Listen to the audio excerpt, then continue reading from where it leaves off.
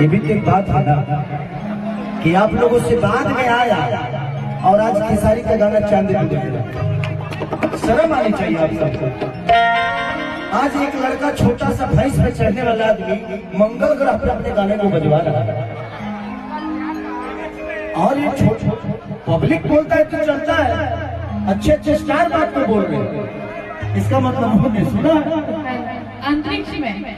हाँ हाँ, एक बार तेहू लेवल अंतरिक्ष में लग रही है। खाली लेके देख, खाली 100 पेपर गए कि 100 की स्पीड से तो ऊपर जाता है। ओ नो नो, तेहू तो भैया सफा।